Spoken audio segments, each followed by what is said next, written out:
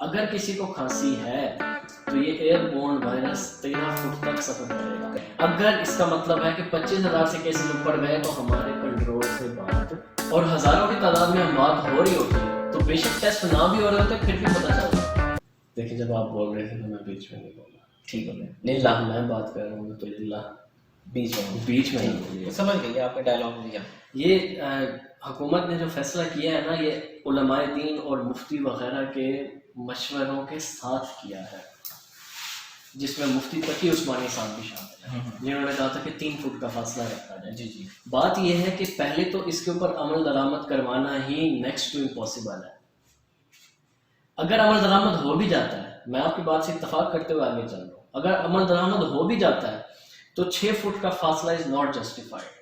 اگر کسی کو کھانسی ہے تو یہ ایئر بورن وائرس 13 فٹ تک سفر کرے گا اور اگر کوئی چھینکتا ہے تو یہ 25 سے 26 فٹ تک سفر کر سکتا ہے. یہ بات. اچھا دوسری یہ کہ آپ کی بات وہ صحیح ہے کہ میں ابھی گیا تھا نا ادھر پچھلے دنوں دوست آئے ہوئے تھے ان کے ساتھ سار ولاس کے اندر جا رہا تھا نماز پڑھنے مسجد میں. نماز کا ٹائم تو جماعت پہ گزر چکا تھا. گارڈس نے ٹوکا کہاں جا رہے ہو میں نے نماز پڑھنے جا رہا ہے. انہوں نے کہا نماز منع کی کم. اچھا اس کا مطلب ہے سار ولاس کو اتنی بڑی سوسائٹی نہیں اس سوسائٹی میں بھی مسجد بند ہو چکی ہے نماز نہیں پڑھنے. مطلب کم سے کم سوسائٹیوں والے اپنی سوسائٹی میں تو اس کو جو ہو سکتا ہے وہ کر رہا ہے. اور دوسرا یہ کہ انڈونیشیا آبادی کے لحاظ سے دنیا کا سب سے بڑا مسلم ملک ہے انہوں نے بند کر دی ہیں مسجدیں. سعودی عرب نے بند کر دی ہیں مسجدیں. سب نے بند کر دی ہیں. تو کیا ان سب کا ایمان ہمارا ایمان ان سب سے زیادہ ہے؟ ایمان تو خیر کسی کا جج نہیں کرنا چاہیے. اور اس کے بعد اگلی چیز کہ باقی کاروبار کھلے ہیں مسجدیں کیوں نہیں کھلی باقی سب کام ہو رہے ہیں. بھائی دیکھیں گروسری سٹور بند کر دینے سے نا لوگ مرنا شروع ہو جائیں گے. ٹھیک ہے.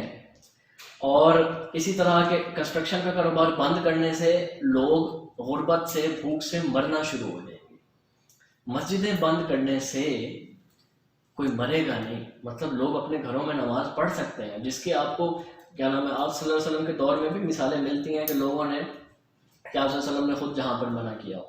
ٹھیک ہے نا. تو باقی کاروبار کھلے ہیں مسجدیں کیوں نہیں کھلی یہ ظاہر ہے کہ جذباتی بات ہے جو کہ لوگ کرتے ہیں. خیر معاملہ اتنا سینسٹیو ہے کہ حکومت کے اوپر بہت زیادہ پریشر تھا جس کے انڈر آتے ہوئے حکومت نے جو ہے نا یہ فیصلہ کیا. ہو سکتا ہے ایک بات میں اور فیصلہ چینج بھی ہو سکتا ہے کیونکہ یو ٹرن میں ویسے آپ کو پتہ ہے ماہر.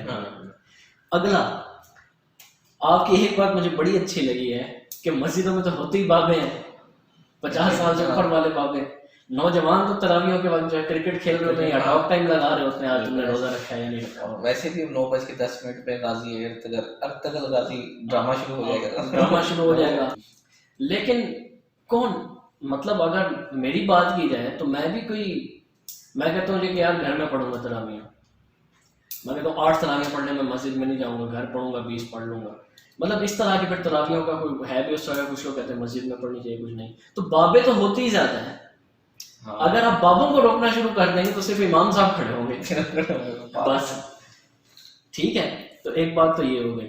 ایک جو تھوڑی پازیٹیو بات ہے وہ یہ ہے کہ عمران خان صاحب نے کہا تھا کچھ میرے خیال 2-1 ہفتے پہلے کہ 25 اپریل تک اگر ہم نے کنٹرول کر لیا وائرس کو تو 25 اپریل تک 20 سے 25,000 کیسز ہوں پاکستان میں. اور ان کی پرسنٹیج وغیرہ نکال کے اتنے لوگ جو ہیں 2,500 جو ہے ان کو وینٹیلیٹر کی ضرورت ہوگی اور ہمارے پاس 2,500 ہی وینٹیلیٹر ہے. اگر ہم کنٹرول نہ کر سکے تو یہ تعداد 60,000 تک جا سکتی ہے. اور 60,000 کا مطلب ہے کہ ہمیں 6,000 وینٹیلیٹرز کی ضرورت ہوگی جو کہ ہمارے ہاتھ میں نہیں ہے.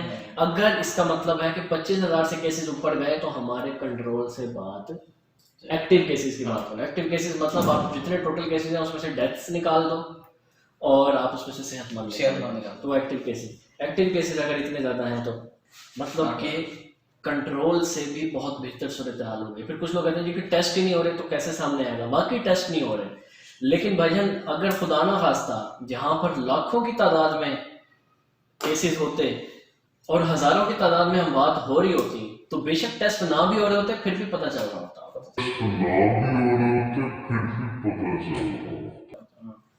کیونکہ اتنی اموات کا اب بندہ بے خبر نہیں رہ سکتا. اس کا مطلب اتنے زیادہ کیسز واقعی نہیں ہیں.